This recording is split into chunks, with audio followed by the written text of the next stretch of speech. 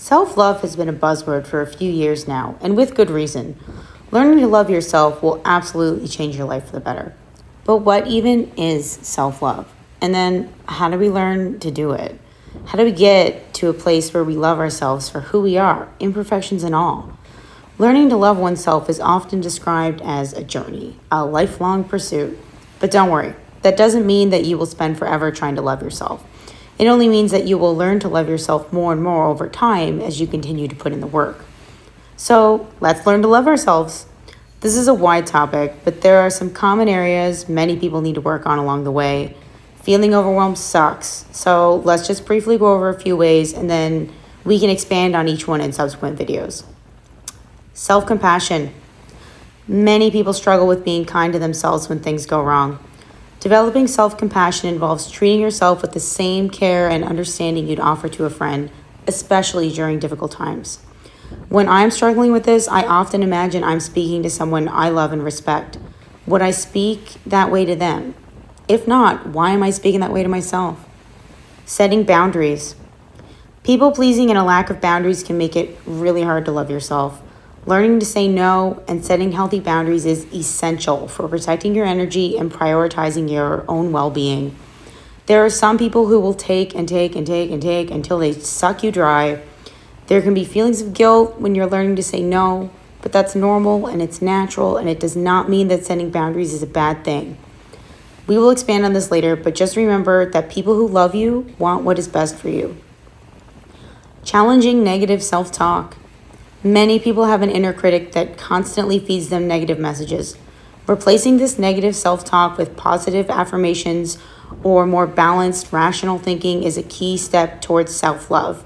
Your inner critic can be loud, but loud doesn't mean right. Letting go of perfectionism. Perfectionism can hinder self-love because it sets unrealistic expectations. Embracing your imperfections and recognizing that flaws are a natural part of being human is critical. No human being is perfect. You're a human being. Stop expecting perfection from yourself. Practicing self-care. Self-care is an important act of self-love. Whether it's physical health, mental health, or emotional well-being, making time for self-care routines helps you prioritize yourself and your needs. Self-care can look very different from one person to the next. Find what makes you feel better, make sure it's something healthy, and block out time in your day to do it. This needs to be prioritized. Accepting past mistakes. Holding on to guilt or shame from past mistakes can block self-love. Learning to forgive yourself and accepting that growth often comes from failures is a big step towards healing. We cannot change the past, but we can learn from it and build a brighter future. Note that I made a mistake during this, and I'm going to leave it here just as an example. Embracing your authenticity. Many people feel pressure to fit in or conform to others' expectations. Learning to embrace your unique qualities and express yourself authentically helps build a stronger sense of self-worth.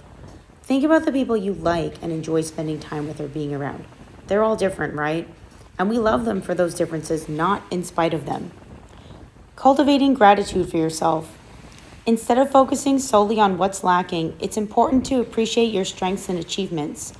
Gratitude practices that focus on honoring yourself can enhance self-love.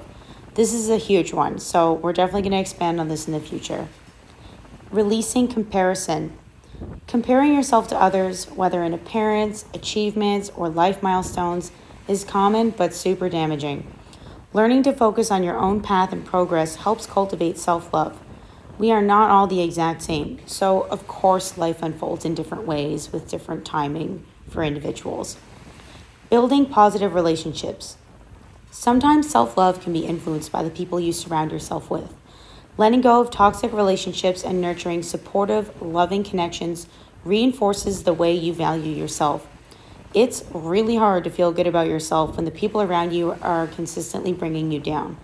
If you keep people in your life that you don't look forward to seeing or actively dread interacting with, it's time to ask yourself, why are you doing that? Could you spend that time in better ways? I'm making a series where I dive into each one of these a little bit deeper, so if this resonated with you, subscribe so you don't miss those.